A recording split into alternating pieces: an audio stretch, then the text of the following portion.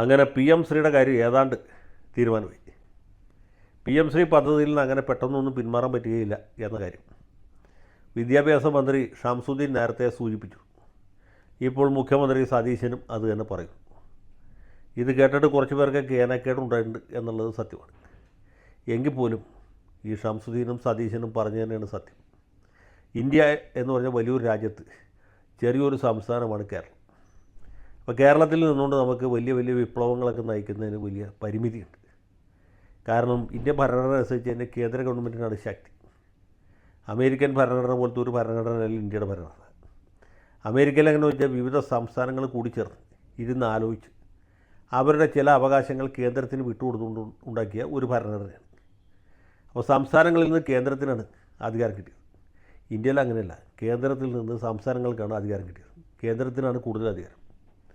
അത് സംശയമുള്ളവർ ഈ ഇന്ത്യൻ ഭരണഘടനയുടെ 3 ഷെഡ്യൂൾ വായിച്ചു നോക്കിയാൽ മതി. പ്രധാനപ്പെട്ട വകുപ്പുകളൊക്കെ യൂണിയൻ ഗവൺമെൻറ്റിനാണ്. അത് കഴിഞ്ഞ് ബാക്കിയുള്ളത് കൺകറൻറ്റ് ലിസ്റ്റിലാണ്.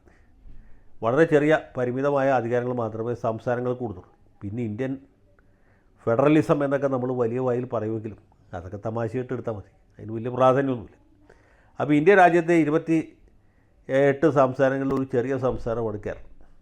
രാജ്യത്ത് ആകമാനം നടപ്പാക്കുന്ന ഒരു പദ്ധതി കേരളത്തിൽ മാത്രമായിട്ട് നടപ്പാക്കുകയില്ല. കാരണം അതിവിടെ നടപ്പാക്കി കഴിഞ്ഞാൽ നമ്മുടെ മതേതരത്വം തകർന്നു, നമ്മുടെ നവോത്ഥാന മൂല്യങ്ങളാകെ കുഴപ്പത്തിലാവും എന്നൊന്നും പറഞ്ഞാൽ യാതൊരു കഥയില്ല.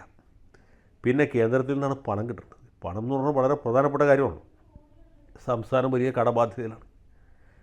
ഖജനാവിൽ പൂച്ച പെറ്റി കിടക്കുന്നു എന്ന് സതീശൻ തന്നെ പറഞ്ഞാൽ പോരാ, അതിന് പുള്ളി ധവളപത്രം അവതരിപ്പിച്ചാണ്. അങ്ങനെ 5 പൈസ കയ്യിലില്ലാത്ത സമയത്ത് നമുക്ക് ആദർശമൊക്കെ പറയാൻ കൊള്ളാം, പക്ഷേ ആദർശം അടുപ്പിൽ വേവില്ല. അതിന് അരി തന്നെ വെക്കണം. അപ്പോൾ കാശില്ലാത്തൊരു സർക്കാർ, അത് പിണറായി സർക്കാരാണെങ്കിലും സതീശൻ സർക്കാരാണെങ്കിലും സർക്കാർ തന്നെയാണ്. ഇവിടെ നിന്ന് ഒരു ഉദ്യോഗസ്ഥയെ ഡൽഹിയിൽ വിട്ട് പി എം സിയുടെ കടലാസ് ഒപ്പിട്ട് കൊടുത്തു. ഒപ്പിട്ടതിന് ശേഷം ഞങ്ങളത് നടപ്പാക്കിയില്ല എന്ന് പറഞ്ഞാൽ യാതൊരു യുക്തിയുമില്ല, ഒരു മര്യാദയുമില്ല. കോൺഗ്രസ് ഭരിക്കുന്ന കർണാടകത്തിലും തെലങ്കാനയിലും ഒക്കെ നടപ്പാക്കിയിട്ടുണ്ട്.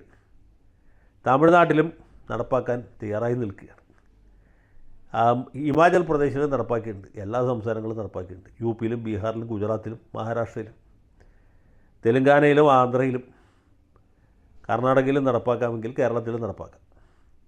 വലിയ സിദ്ധാന്തമൊന്നും പറഞ്ഞാൽ യാതൊരു കാര്യവുമില്ല എന്നുള്ള കാര്യം പിണറായി വിജയൻ അറിയാവുന്നതുകൊണ്ടാണ് ശിവൻകുട്ടി പോലും അറിയാതെ അദ്ദേഹം വകുപ്പ് സെക്രട്ടറിയെ ഡൽഹിയിൽ വിട്ട് ഇത് ഒപ്പിടിച്ചു. അതിൻ്റെ ഭാഗമായിട്ട് കിട്ടിയ പൈസ അദ്ദേഹം മേടിച്ചു. പോക്കറ്റിലിടുമെന്ന് ഞാൻ പറയില്ല, അത് നമ്മളിവിടെ ചിലവാക്കി. ഇവിടെ അരിമണി ഒന്നും കുറിക്കാനില്ല എന്ന അവസ്ഥയിലിരിക്കുകയാണ്. അപ്പോഴാണ് തരിവള ഇട്ട് കിളിക്കാൻ മോഹം. പ്രതിപക്ഷത്തിരുന്നപ്പോൾ ഇതിനെയൊക്കെ എതിർത്തവരാണ് ഷംസുദ്ദീനും ഷാജി, കുഞ്ഞാലിക്കുട്ടി സാഹിബും, അതുപോലെ പാണക്കാട്ട് തങ്ങളും, കോൺഗ്രസ്സിലെ കാക്കത്തുള്ളായിരം നേതാക്കന്മാരും.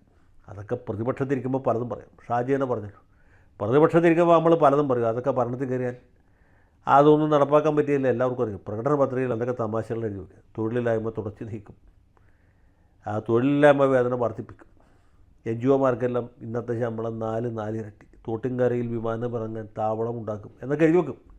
അതൊക്കെ എഴുതുമ്പോഴും നമുക്കറിയാം, അച്ചടിക്കുന്ന പ്രസ്സുകാരനും അറിയാം, വായിക്കുന്ന നാട്ടുകാർക്കും അറിയാം, ഇതൊക്കെ വെറും തമാശയാണ്, നടപ്പാക്കാൻ വേണ്ടൊന്നുമല്ല.